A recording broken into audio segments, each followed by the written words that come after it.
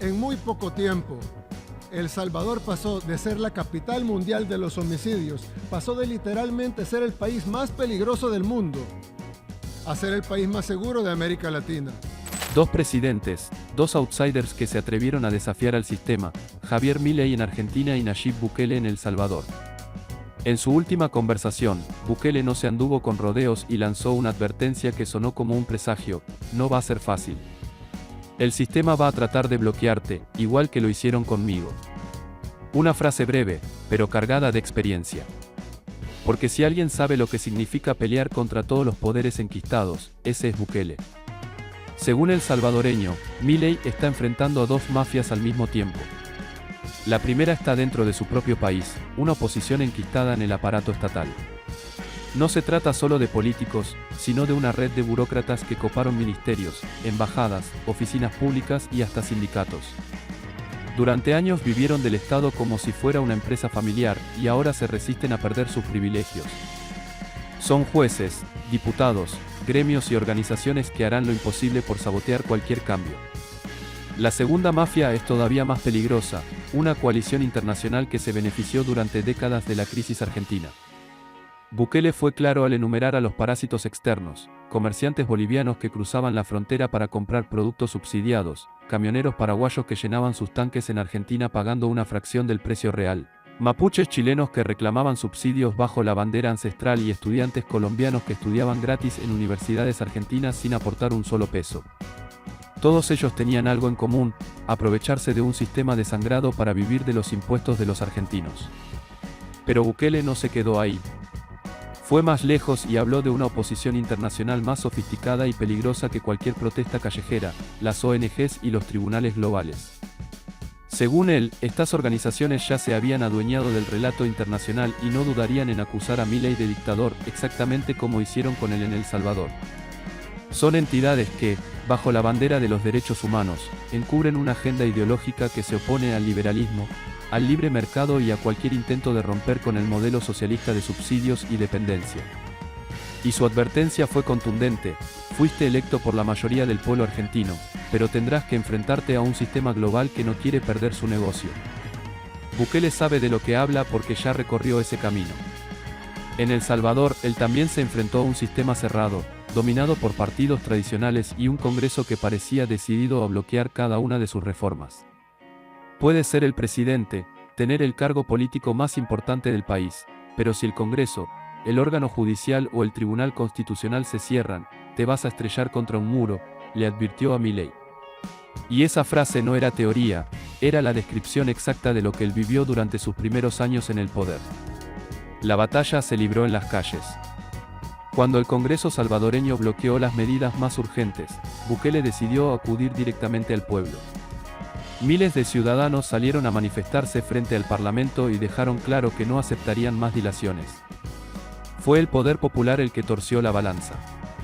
Los legisladores recibieron un ultimátum: 15 días para aprobar la ley de lucha contra las pandillas, o de lo contrario, las masas no se moverían de allí. 15 días después, las reformas estaban aprobadas. Y esa no fue la única vez que ocurrió. Una y otra vez, los ciudadanos respaldaron directamente a su presidente hasta que, en las elecciones de 2021, Bukele arrasó en las urnas y consiguió mayoría absoluta en el Parlamento. Hoy, esa misma situación se refleja en Argentina.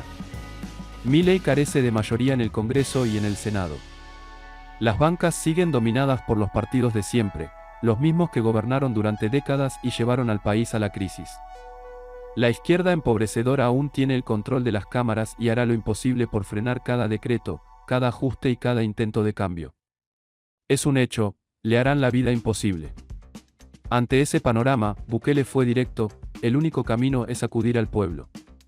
Ese 56% de argentinos que votaron por Milei no pueden quedarse de brazos cruzados, deben plantarse frente a los diputados y exigirles que se pongan del lado de la gente y no de la casta. Porque, como ya advirtió el salvadoreño, la fuerza de las instituciones enquistadas solo puede ser doblegada con la presión masiva de los ciudadanos.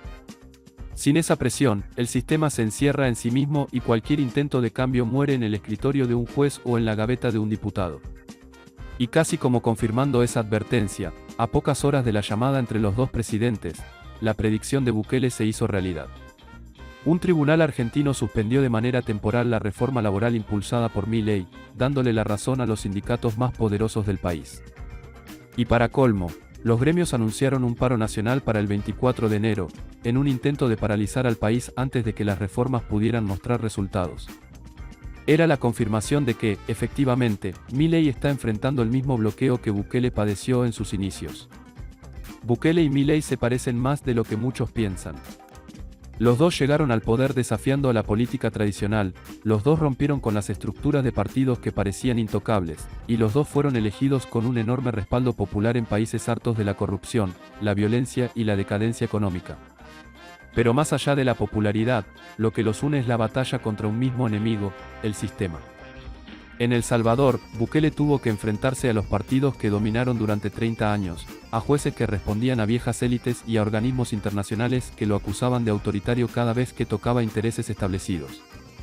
Para él, la política no fue un debate académico, sino una guerra frontal contra estructuras que se enriquecían mientras el pueblo vivía con miedo de salir a la calle por las pandillas.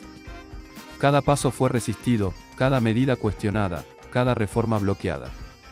Sin embargo, la clave estuvo en que nunca se quedó solo, acudió al pueblo y convirtió a la gente en su principal aliado. Ese respaldo masivo, que llenaba plazas y marchaba frente al Congreso, fue el motor que derrumbó resistencias y le permitió consolidar su proyecto. Milei enfrenta un escenario casi calcado. En Argentina, la casta todavía controla el Congreso y el Senado. Son los mismos partidos y dirigentes que durante años hundieron al país en la inflación, la pobreza y la corrupción, y que hoy se presentan como defensores de la democracia mientras en realidad buscan mantener sus privilegios. Lo que Bukele le dijo no fue un consejo casual, fue una advertencia. Sin el pueblo en las calles, sin los ciudadanos movilizados, el cambio no llegará, porque el sistema hará todo lo posible por bloquearlo. Y las pruebas de ese bloqueo ya están a la vista. Apenas unas horas después de su charla con el presidente salvadoreño, Milei recibió 2 golpes directos. La justicia suspendió su reforma laboral, favoreciendo a los sindicatos que durante años usaron a los trabajadores como rehenes, y al mismo tiempo, los gremios anunciaron un paro nacional para el 24 de enero. Era la confirmación de que el sistema se estaba moviendo rápido para defenderse. Lo que parecía solo una advertencia de Bukele se transformó en una profecía cumplida. Aquí aparece la gran paradoja: los mismos sectores que se oponen a Milei en Argentina son los que se opusieron a Bukele en El Salvador. ONGs internacionales que acusan de dictadura a cualquier gobierno que no encaje en su molde, jueces que responden más a intereses ideológicos que a la justicia, sindicatos que viven del chantaje, partidos políticos que perdieron legitimidad, pero no poder. Todos unidos por un mismo objetivo: que nada cambie.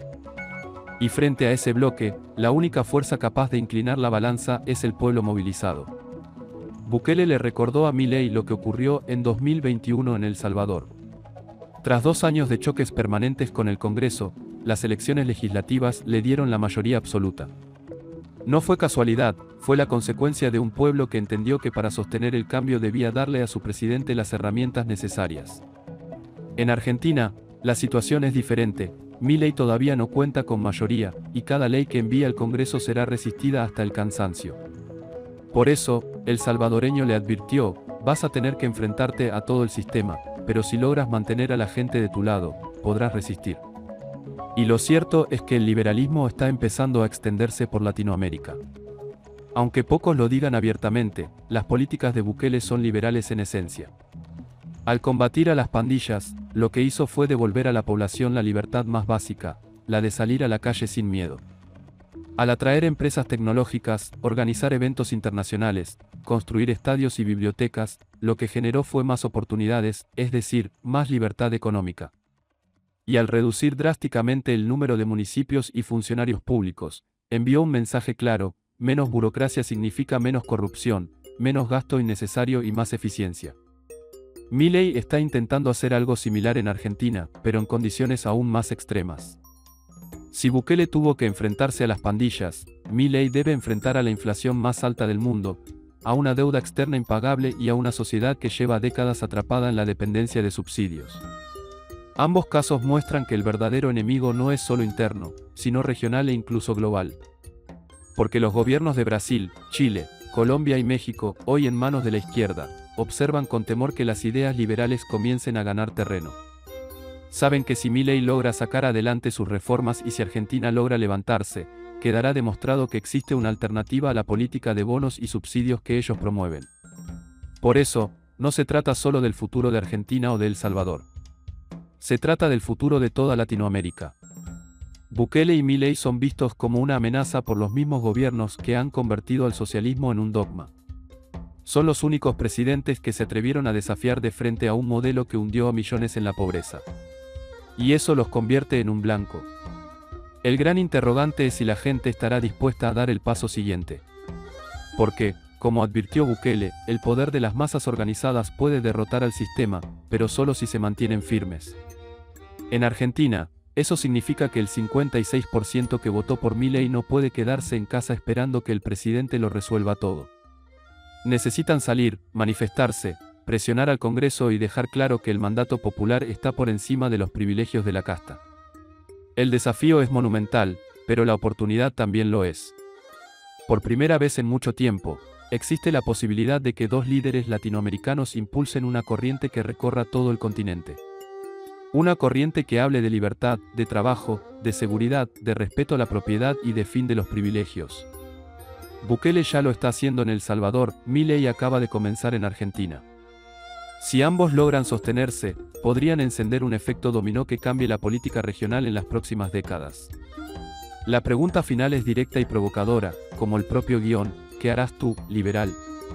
¿Te quedarás observando cómo el sistema intenta destruir a quienes lo desafían, o serás parte del movimiento que los respalde?